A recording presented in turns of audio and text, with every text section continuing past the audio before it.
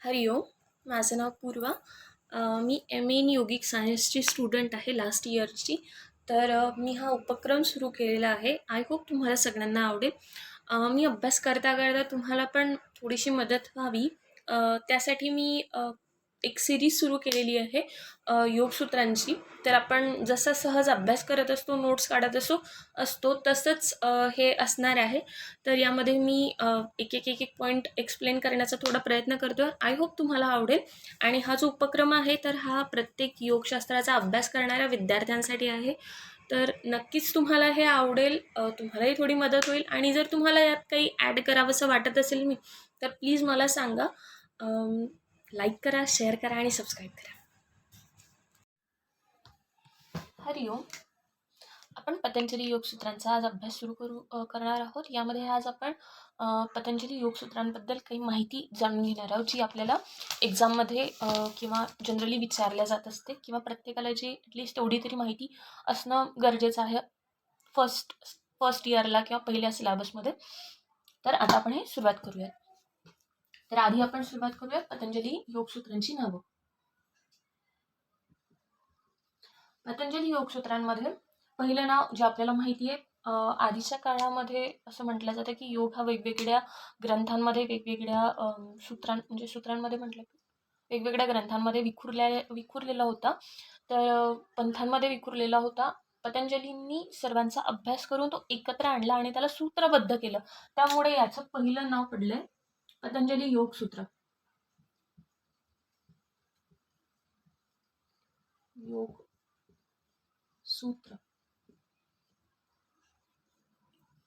दुसरं नाव, पतंजली योगसूत्रांना आपण प्रमाण म्हणतो, कारण तो एकच. आपण कुठून जरी अभ्यासाला सुरुवात करायची असेल योगाची, तर पतंजल योगदर्शन आपल्याला कुठलीही कमतरता न भासू देता आपल्याला पूर्णपणे योग साध्य करून देतो.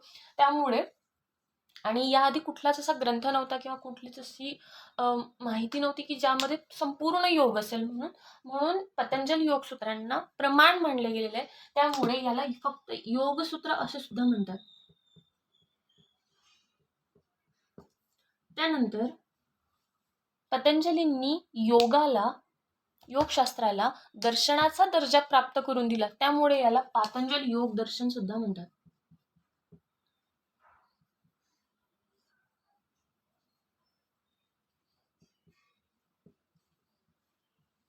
योगशास्त्राची 8 अंग सांगितलेली आहेत. त्यामुळे याला अष्टांग योग असे सुद्धा म्हणतात.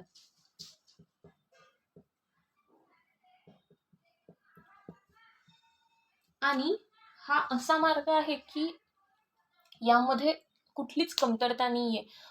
इव्हन तर हठयोग हा सुद्धा म्हणजे या मार्गाची पहिली पायरी आहे असं सांगितलं गेलेलं आहे. त्यामुळे याला राजयोग असं सुद्धा म्हणतात.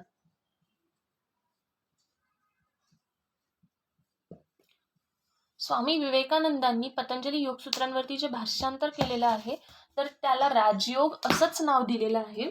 तर आपण इथे समोर विवेकानंद असं सुद्धा लिहून घेऊ.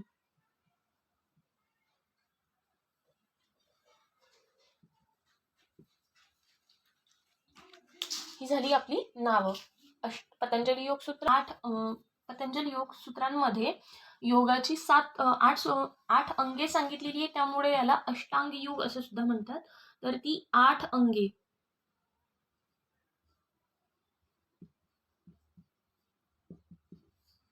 ती आहेत यम, नियम,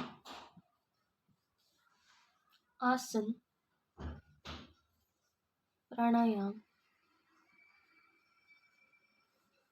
प्रत्याहार, धारणा,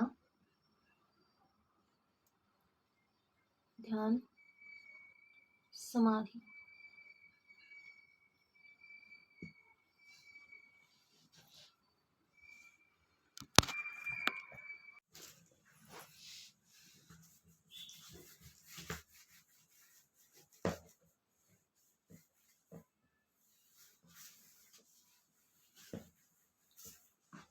आता आपण ही जी 4 भाग सांगितलेली आहे, तर यांना कसं कसं विभागलेलं आहे किंवा त्यामध्ये काय काय आहे ते जरा जाणून घेऊया.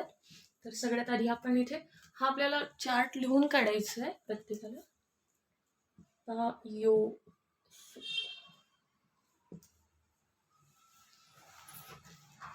पतंजली योगसूत्र हे याचा शॉर्ट फॉर्म आहे. हा डिवाइड केला गेलेला आहे 4 भागांमध्ये. समाधी,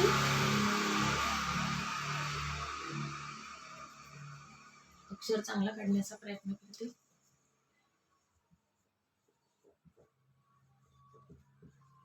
समाधीपाद, साधनपाद, विभूतिपाद, कैवल्यपाद.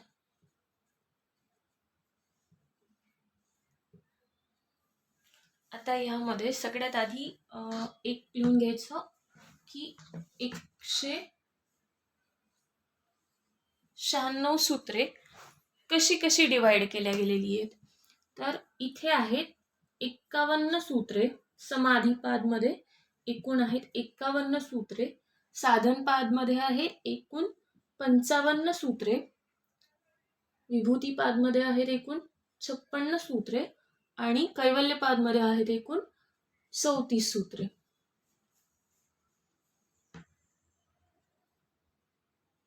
दुसरा पॉइंट आहे, यामध्ये समाधीपादमध्ये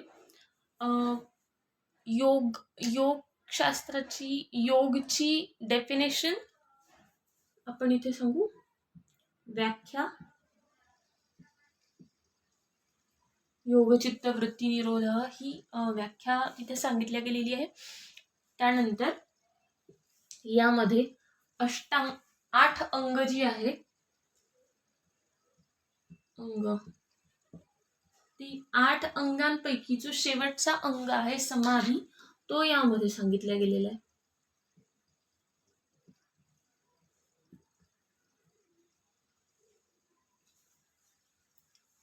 त्यानंतर असं म्हटलं जातं की काही ज्या आता म्हणाल की समाधीच का बरं पहिल्यांदा, सगळ्यात शेवटचा पहिलेच का बरं. तर अशी काही लोक असतात की ज्यांनी म्हणजे योग साध्य करायला एका जन्मात होत नाही असं सांगितलं जातं. त्याला अनेक जन्म घ्यावे लागतात. तर आधीच्या लाईफमध्ये काहींनी तेवढी केलेली असते, म्हणजे तेवढी साधना त्यांची झालेली असते, फक्त एक थोडंसं काहीतरी बाकी असतं ज्यामुळे ते थांबलेले असतात. तर त्यांना परत म्हणजे साधनेपासून सुरुवात करण्याची गरज नाही पडावी, त्यांना डायरेक्ट त्यांचा वेळ जाऊ नये म्हणून त्यांना डायरेक्ट समाधी प्राप्त करून घेण्यासाठी महर्षी पतंजली यांनी समाधी हा जो अंग आहे हा सगळ्यात आधी सांगितलेला आहे आणि त्याचाच तो पहिला भाग आहे समाधीपाद. त्यानंतर साधनपाद मध्ये हा बहिरंग योगाचा भाग येतो.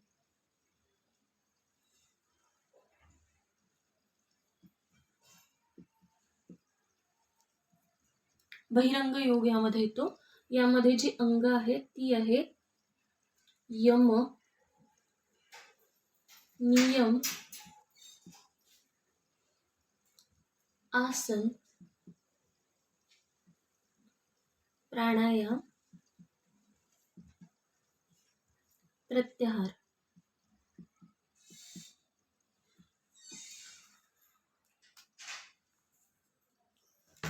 यामध्ये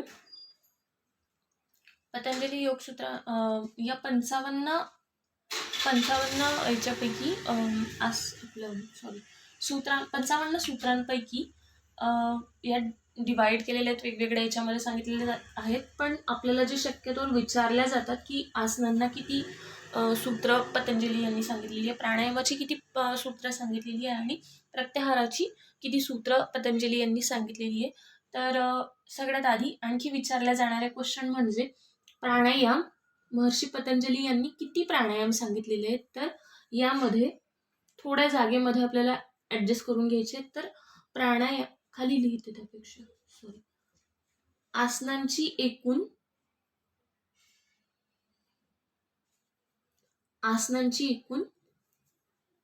3 सूत्रे पतंजली यांनी सांगितलेले नाही. एकही आसन पतंजली यांनी सांगितलेलं नाहीये.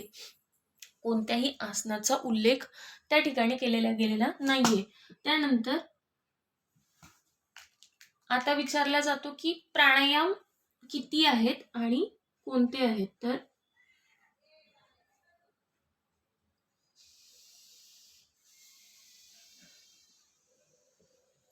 एकूण प्राणायाम महर्षी पतंजली यांनी सांगितलेले 4 आहेत.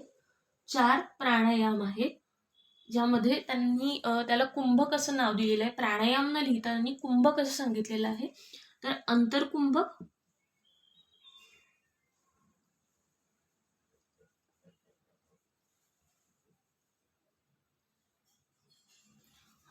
त्याच्या आधी आपण लिहूयात की पतंजली यांनी एकूण 5 सूत्रांमध्ये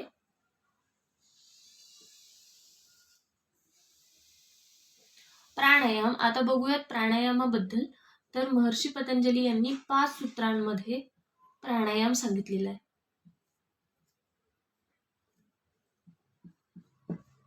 आणि एकूण 4 प्राणायाम महर्षी पतंजली यांनी सांगितलेलं आहे, ज्यांना प्राणायाम असं नाव न देता त्यांनी कुंभक असं सांगितलेलं आहे. तर पहिला आहे अंतरकुंभक, बाह्य कुंभक,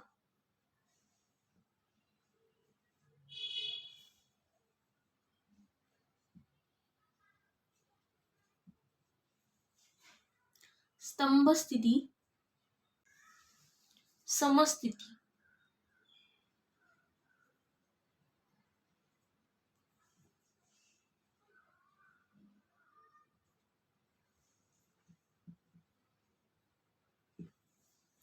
प्रत्याहाराची एकूण 2 सूत्रे,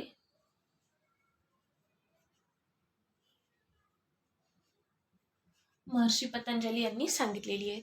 त्यानंतर विभूतीपाद, विभूतीचा अर्थ होतो सिद्धी. विभूतीचा अर्थ सिद्धी होतो. तशा अष्टसिद्धी महर्षी पतंजली यांनी सांगितलेल्या आहेत. त्याआधी विभूतीपाद हा अंतरंग योगाचा आतमध्ये येतो.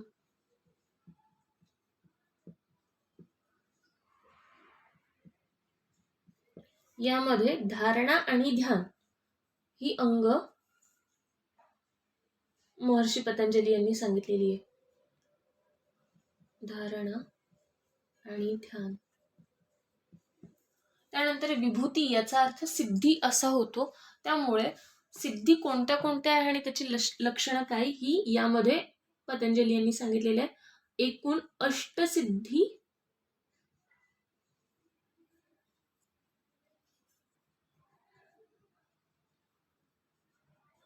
आहेत आणि त्याची लक्षणं.